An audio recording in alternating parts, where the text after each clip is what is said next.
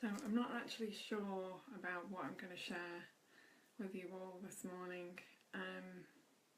I've had to do a couple of retakes for whatever reason.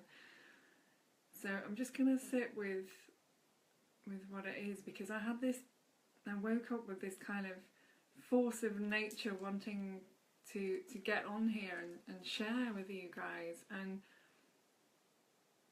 I'm not even sure what. Such is life. We never really know, do we, what's happening from one moment to another. We can never really plan, because life has always got the upper hand in everything. And so I have a vague idea of what I'd like to share, but so far it doesn't really seem to be happening.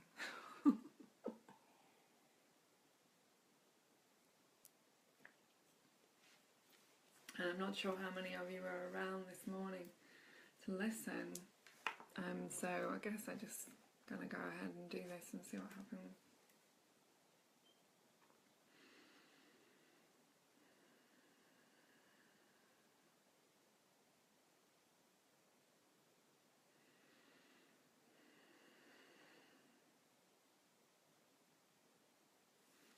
So a few days ago, last weekend, not this weekend gone, the one before,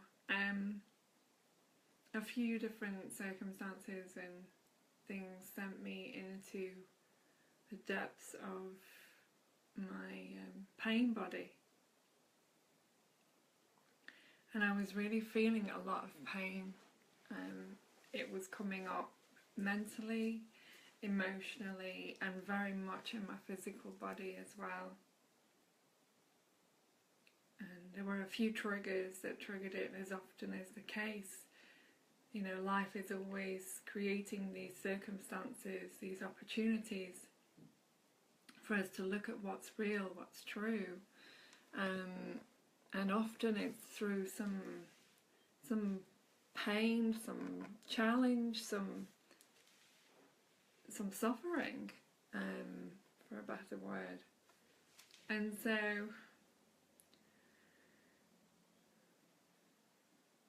this was all kind of starting on the Sunday night. I was really going into this deep pain and feeling it in my body, and I think I did a video when I was crying for sort of on and off for 3 days, mostly on, and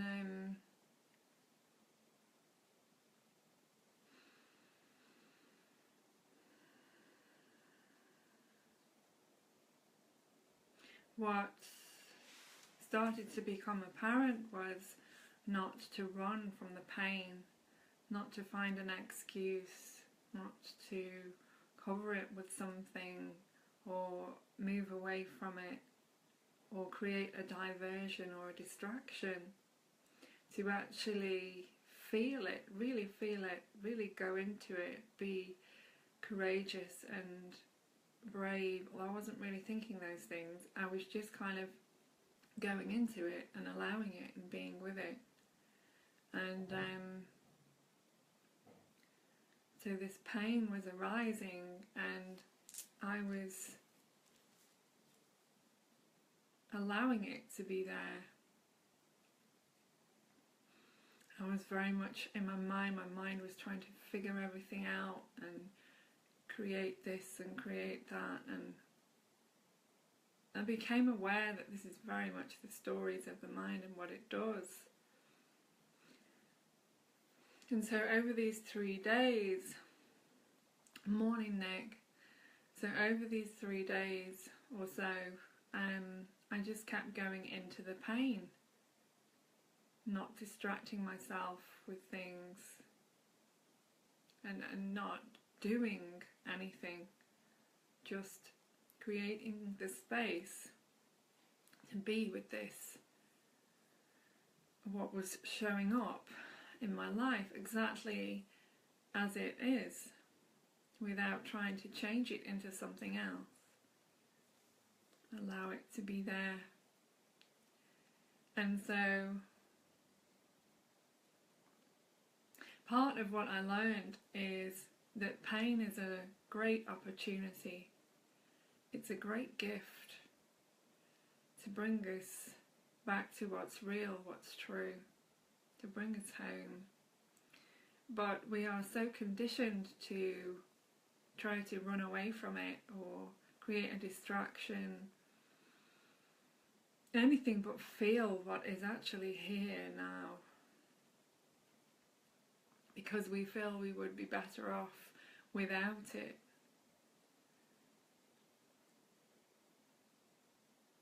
And so after a few days of crying and exploring and being with these feelings and looking at the triggers, the feelings of abandonment, of worthlessness, all these ideas and concepts the mind comes up with,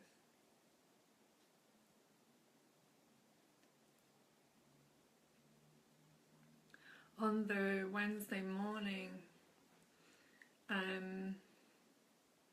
I woke up and I had a bit of a shock, because I woke up quite early and there was an incredible realization that a part of me had died, and I actually physically looked around for a body. I was very aware, a part of me, some higher intelligence of me, was very aware that something had been dropped, something had been left behind. Something had been left behind, it had been dropped, and I didn't know why. I wasn't even thinking about the why, I was just wondering what the hell was going on actually. So I sat up in my bed thinking, I'm dead, I've died. I've no idea how that happened or why, but it's happening. And I looked around to just make sure, but there was no sensation of having a body. There was no sensation of having a body. And everything was in slow motion. When I say slow motion, it was just as if I'd stepped out of time, which of course time is a man-made concept, and it's actually a concept of the mind. So in truth it doesn't exist, and I was in that place where time doesn't exist. And I was looking round for this body thinking, okay, somehow part of me is still here, and yet I am not experiencing myself as I have previously experienced myself. And I went in to see my son, just to see, I thought he would perhaps let me know what was going on, whether I was there or not. And of course he could see me, and you know. So I just took things a step at a time, and there was a point where I felt I wouldn't be able to drive because I wasn't sure I could remember anything really, apart from what was going on in that instant. And I realise this might not make sense, but I'm doing my best to explain it the way it unfolded from my own experience in an experiential sense. So the next thing was just this feeling of being, just complete and utter being. There was no sense of doing anything. It's like the mind had kind of dropped out, and yet not totally, not completely. As I was functioning on a very low level, a very basic level. And I went into the bathroom and I went to wash my face, and I put my hands up to my face, but the sensation was totally different because I couldn't really feel my body. And so there was this just pure ecstasy, pure bliss as I was washing my face. It felt like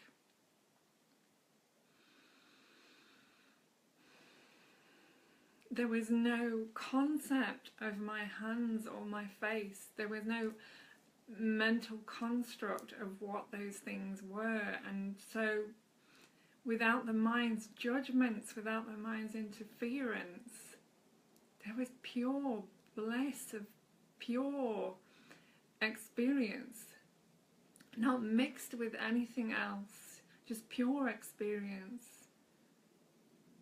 as it was unfolding, as it unfolded.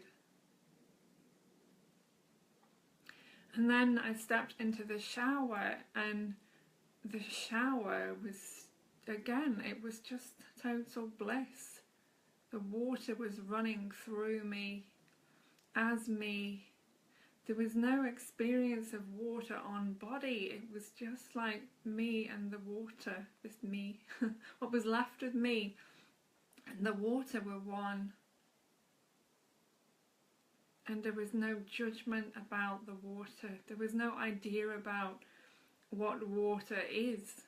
Again, it was pure experience, untouched by the mind. And somehow, and I don't really know how, but I managed to get my son to school, and I drove the car, and as far as I'm aware, I did a good job. And I came back home and sat down, and there was this feeling of there's really nothing left to do. There's really nothing that needs to be done. And nothing actually matters. It was very clear that the mind, the appearance of mind, is what creates confusion and conflict and challenge and judgments. And as it wasn't there in the way that I normally experienced it, I could see myself as before the I am, not even the I am, but something before the I am, before death, before life rather, it's probably a better way of saying it. And so there was no sense of purpose apart from being. I attempted to read something at one point, and that was fun. I actually attempted to read the 40 Verses on Reality by Ramana Maharshi. It was pretty hilarious because the gap between my mind and the words was so vast that the words were just words. There was no connection happening.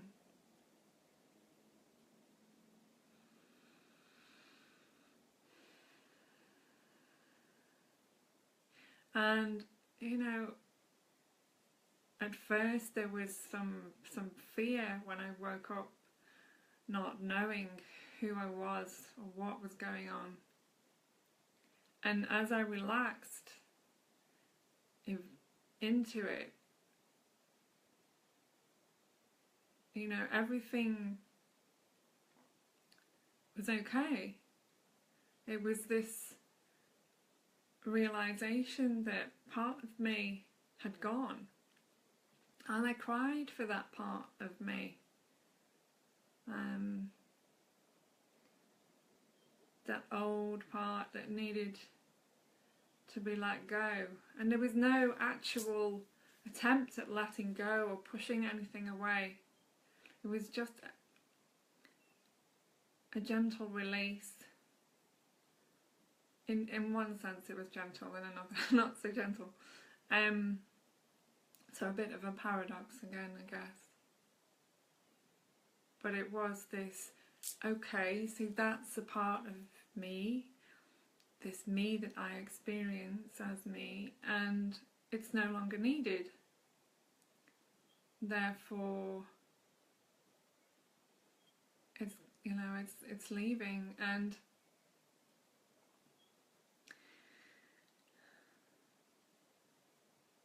yeah, there was some sadness around that. Briefly, like mourning the death of someone close to you.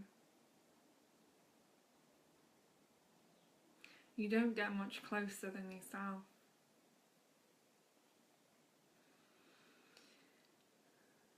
And there was, it was cold and I put my shawl on, and there was a point where my attention was so focused on where I was looking, that it was so intense that when I moved and the fringes on my shawl moved, it was pure joy, pure ecstasy. And this is life. This is life. Everything is pure joy, pure ecstasy, pure, untouched experience. Without the interpretation of the mind, with our conditioning, everything is pure experience.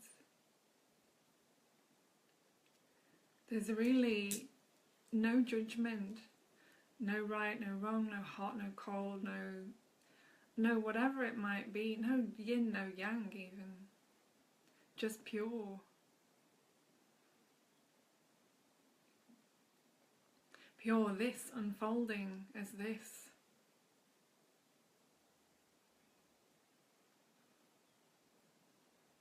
I very, very clearly could see that I really was not my mind, and I'd had a previous experience of this a few years ago, and I did a video about it, Awakening Love. I'll put the link below, so I'll aim to remember to do that. I'll put it below in the comments. This particular experience was deeper still, deeper, more profound somehow, and more real, if I can use such a word. There was real clarity. Morning, Nick. There was real clarity with the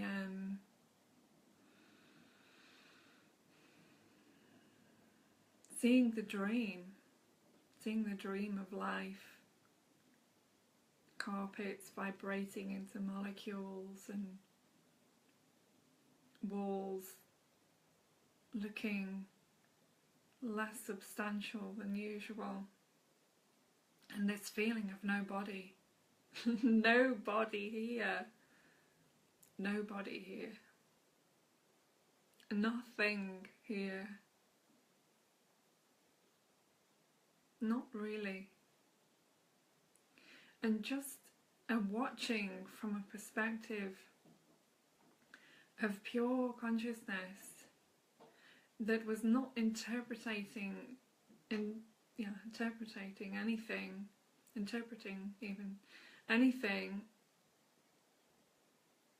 in a way that it would, with all the conditioning, with all the beliefs and ideas about things. And there was, once I'd relaxed into all of this, there was absolutely no fear. And I got it. The fear is just a product of the mind based on the conditioning that we have experienced through whatever medium that might be. through life, through relationships, through situations and experiences and other people's experiences or seeming experiences. There's also an understanding, a deeper realization of not going anywhere, never going anywhere, just appearance, an appearance of going somewhere, an appearance of doing something, of being somewhere, of heading for something, an appearance of goals.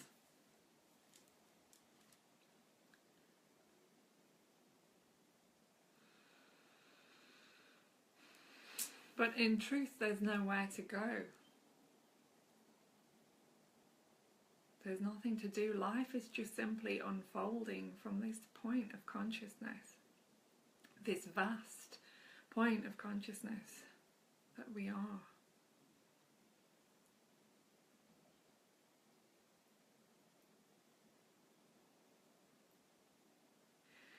And so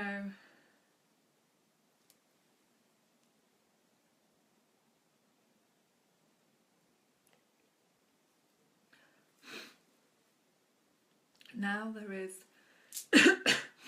a period of integration with that experience, because in one sense it was completely mind-blowing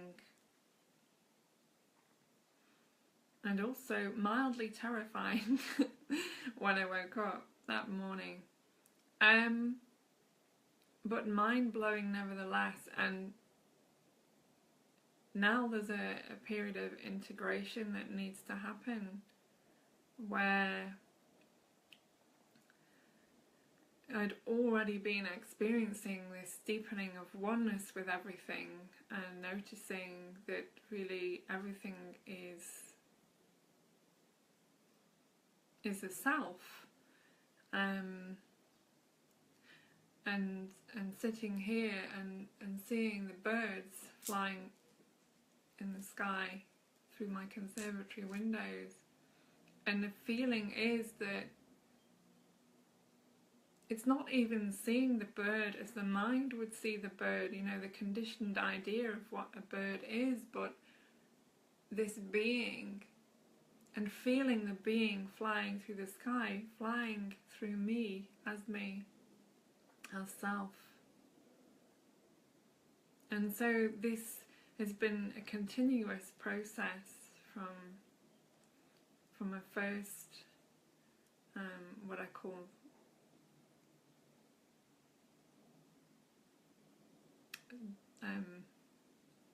awakening experience a few years ago, to integrating with this life as a dream and seeing everybody as myself, and this is becoming more and more my experience. And everything around me, plants, but not just plants, everything, tables, nature, the whole entire experience of life.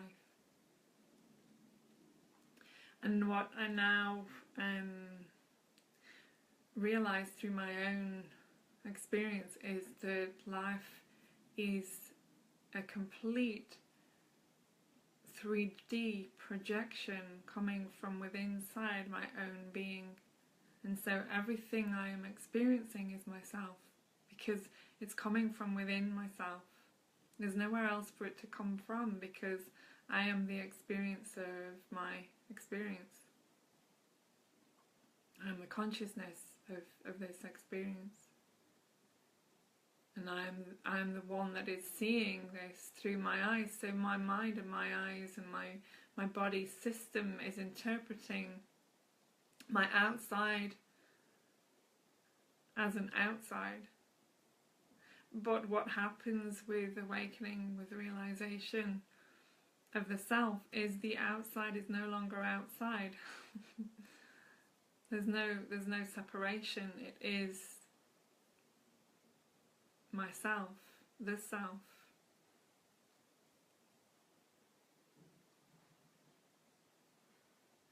and is experienced from within.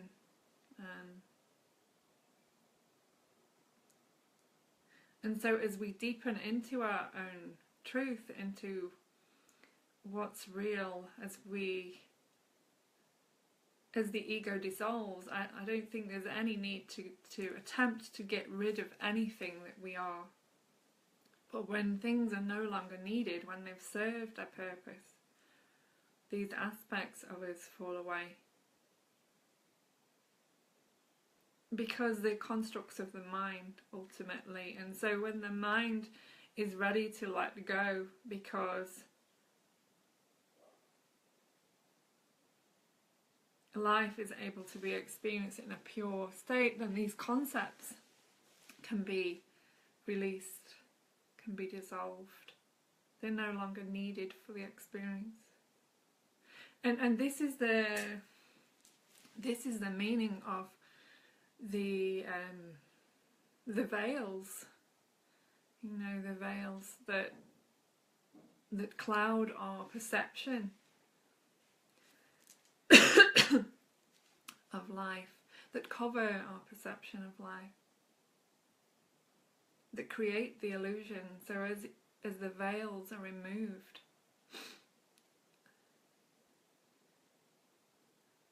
what needs to be seen is revealed.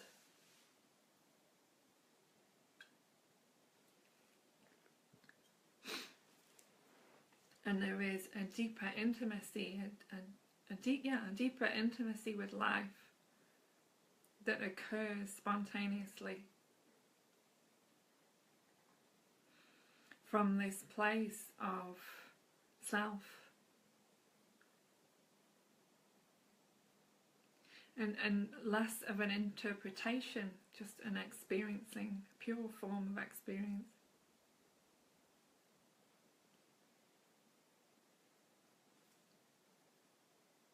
And when there's less interpretation, of course, there's less judgment.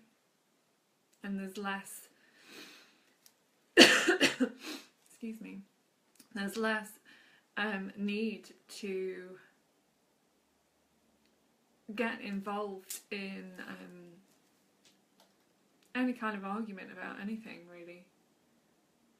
Any kind of argument about what is right and what is wrong for anybody in life, or for what others think or don't think, or whether they believe or don't believe, or whether they agree or don't agree. I mean, everybody is having their own experience.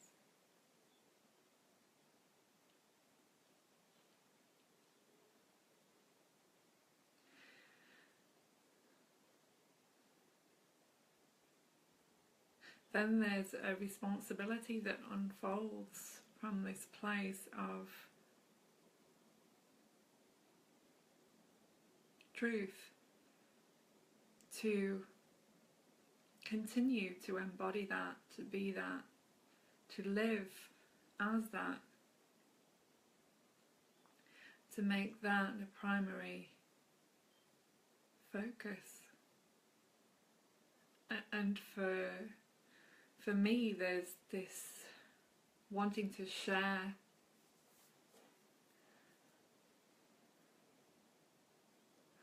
feeling, to share this.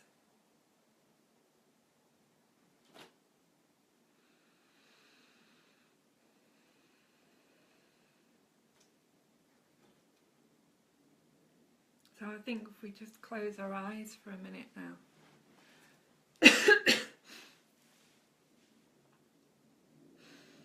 And just take a deep breath in.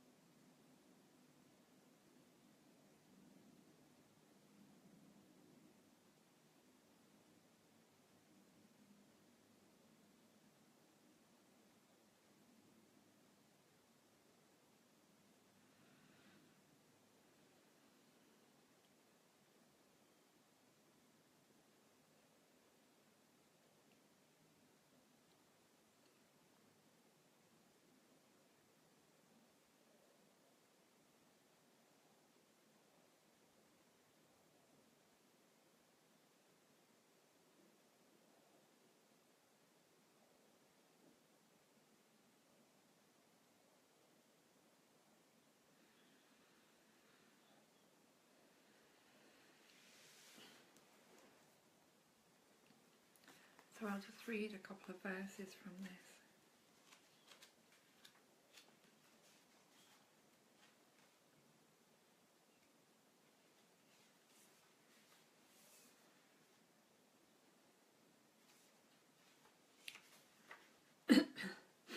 You and he exist when the I exists.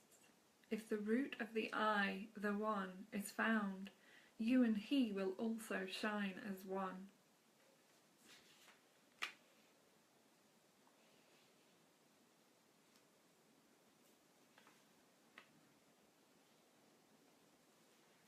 To destroy the ego, the source of its emergence has to be sought and retained as the real state.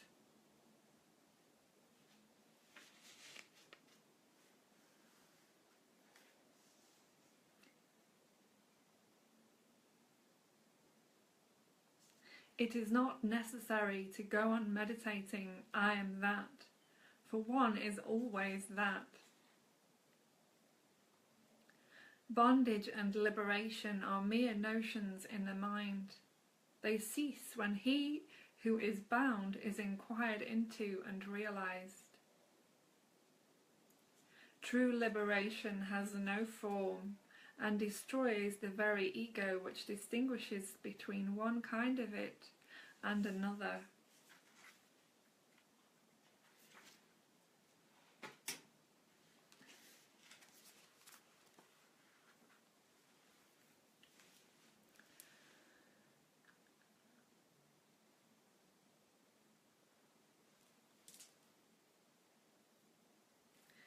So, on that beautiful Wednesday, and of course I'm just using these as reference points for practical reasons, on the Thursday there was a continuation, if that's the right word, of this deepening into experience as it is, and a letting go of more constructs of the mind and more conditioning.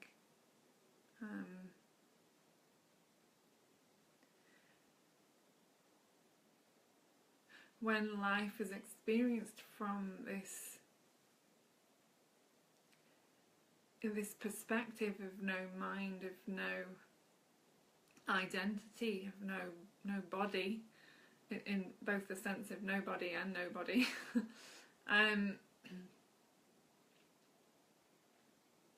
there is a deep letting go,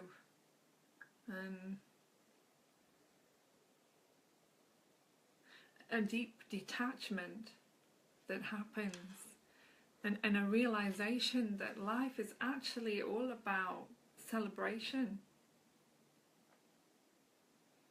That everything is to be celebrated. Not only the joy and the peace, but also and especially the sadness, the anger, the frustration, the challenges, the tears, this one relationship we have with everything. Everything is to be celebrated.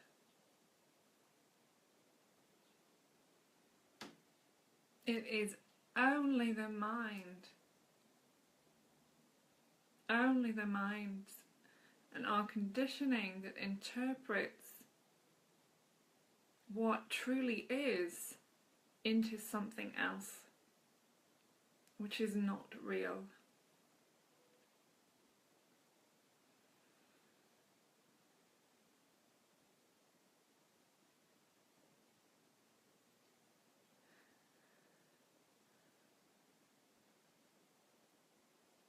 And so everything about life is just unfolding. It's just unfolding. Every moment is an unfolding.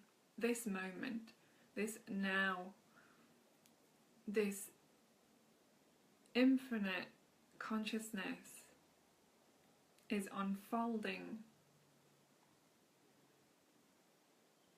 all by itself in the most miraculous and magical and beautiful ways.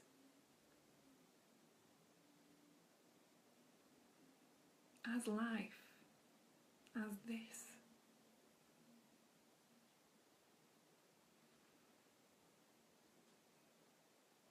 And without all those judgments, without the mind's engagement, what remains is peace. Pure, profound peace.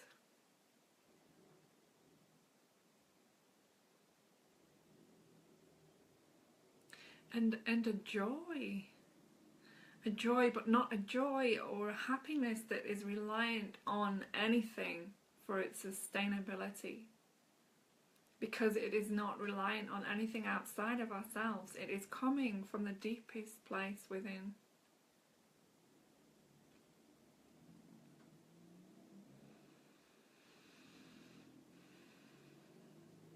There is no right and wrong beyond the mind. There is no hot and cold beyond the mind. There is no yin and yang, there is no male and female, there is no any of all of these things are concepts.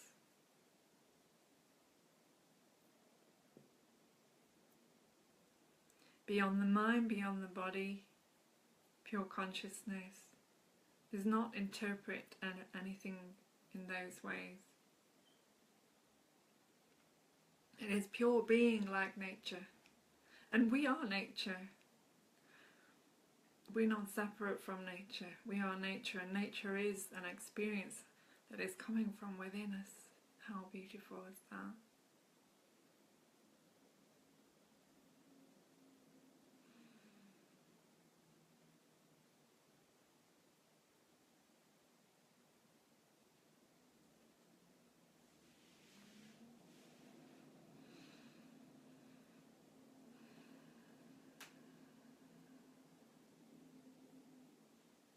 And so we must remember to celebrate life, all aspects of it.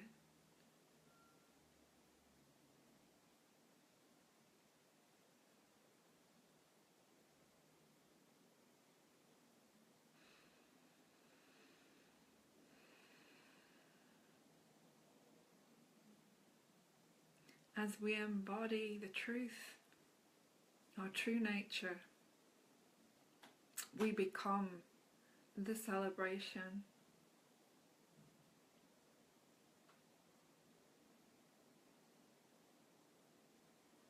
Our bodies become an expression of the celebration of life.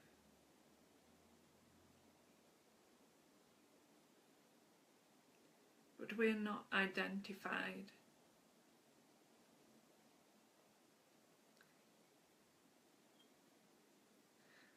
with it. We're not identified with the mind.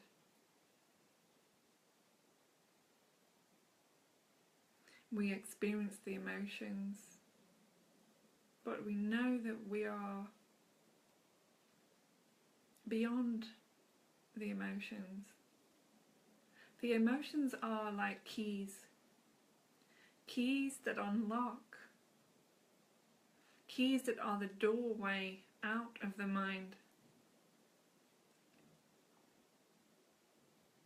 When we go into the emotions, when we walk into the darkest, deepest places that we would rather run from, there we find the doorway through the emotions, through the mind, and back to self.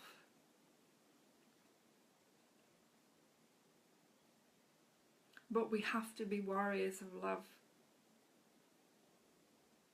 We have to want to be courageous, be inquisitive, be with what is happening.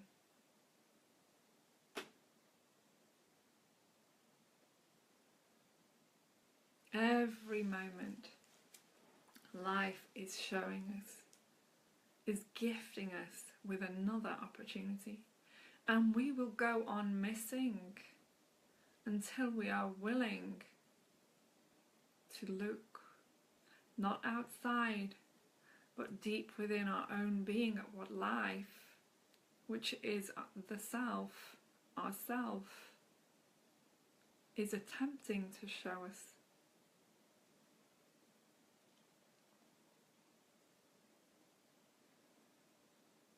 And everyone and everything that shows up in life is a part of you, an aspect of you.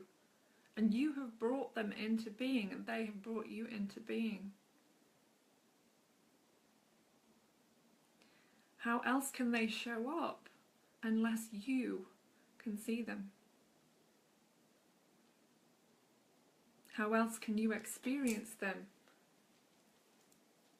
unless you are experiencing them? And often what is experienced is seen as separate, but it is not.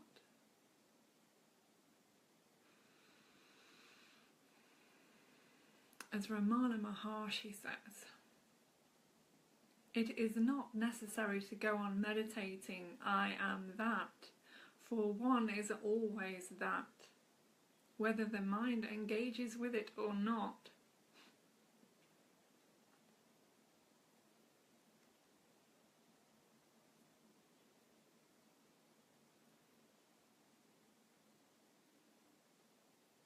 So what you are, in truth, is a mystery. A mystery of consciousness unfolding now.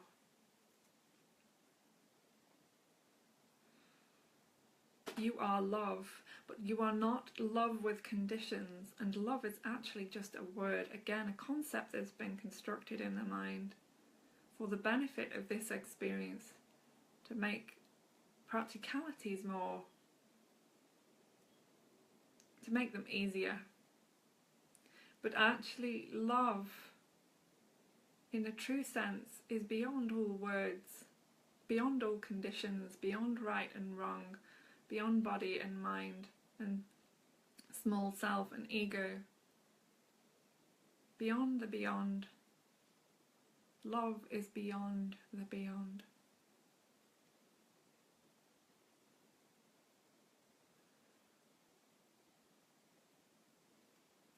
Love encompasses everything,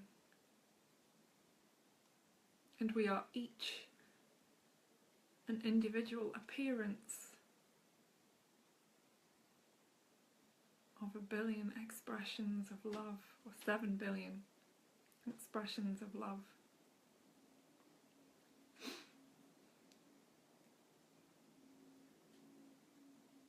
And when we form an opinion about someone, it is the opinion we have of ourselves that gets projected onto the other person. And so we can never see the other person as they truly are, which is always love. Because we have put our own ideas and conditions onto them. And this goes for all people, especially those in the public eye. How can we truly see who is right in front of us if the mind is covering them with our beliefs and conditionings and ideas about who we think they should be or who we think they are?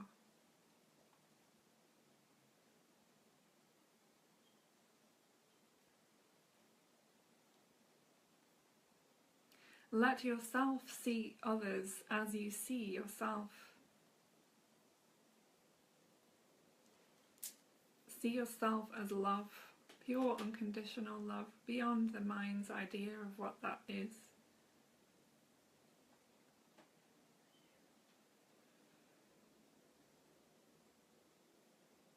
Knowing that you are that and so are all others. Because in truth there are no others, there is only one consciousness. And for this experience, for this 3D matrix as I like to refer to it, occasionally. For the purpose of this play, this experience, this joy,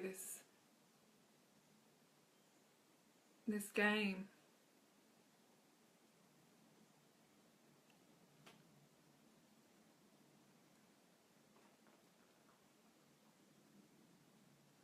Others are needed. How can the one know itself as one?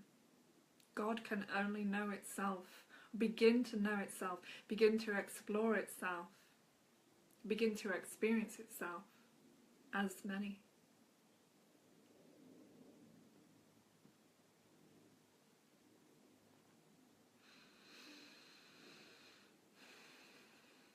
Many divine expressions of the one, many beloveds. The beloved becomes many beloveds.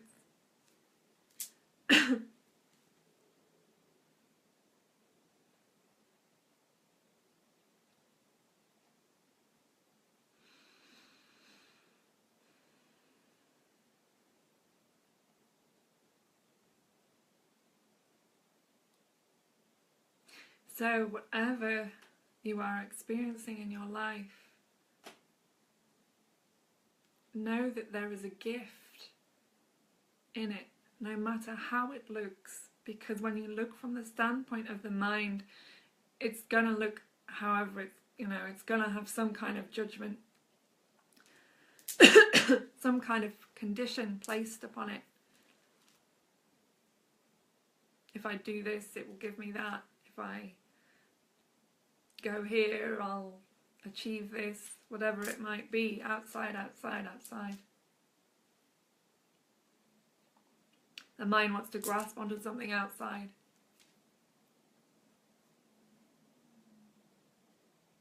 That's not real. What's real is right here, right now. There is actually nothing else. There's no other experience happening other than what is unfolding here, in this moment, as this eternal moment. I'm losing my voice.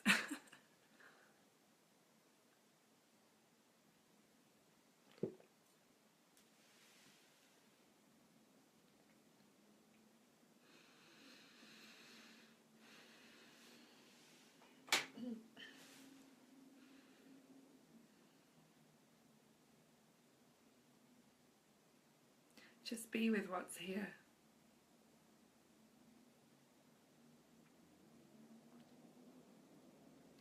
Be with what's here right now.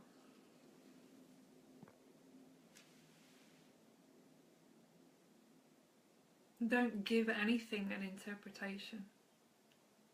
Don't say this is right, that's wrong. It should be this way, it should be that way. Just allow the mind to settle with what is unfolding. Allow yourself to see clearly what's right here. What wants to be seen, what's calling you home.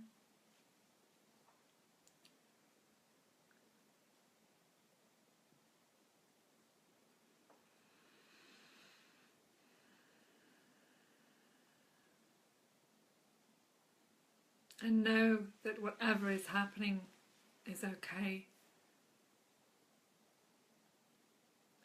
And you will, what seems extraordinary, what seems mind-blowing, what seems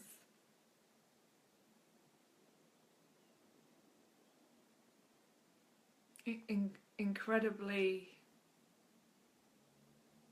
what seems an incredibly different experience, an incredibly different perspective through your own experiences will become integrated. So there may be some kind of shock at first when you start to really see reality.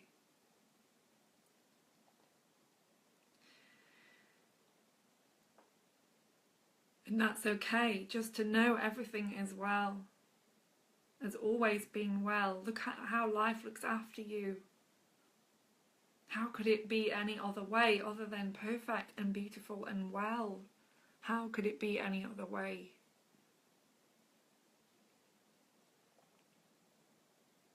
And of course, again, it's the mind that wants to interpret it as something other than perfect. And there's nothing wrong with the mind. I'm not saying we should try and get rid of the mind. We need our minds. They are helpful. It is helpful. It's a helpful concept because in this experience, it's part of what's needed to bring us home. As is the ego, and of course, as is the body. Otherwise, what would this experience be without a body? How would we be able to use our senses to think and feel and experience and to connect? And then to know the deeper connection between ourselves and each other. To feel the oneness. How could we feel it? Bye, Nick. Hi, Susan. Hi, Val. Please feel free to share this.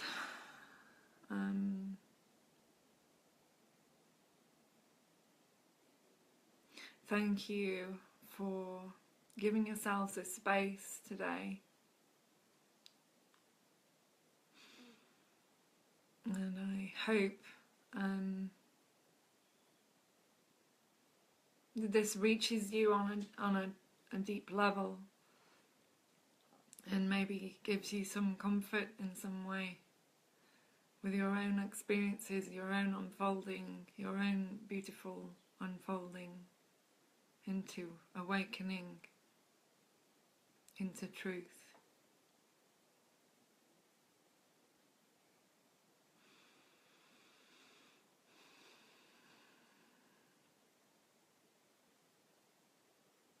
And much love.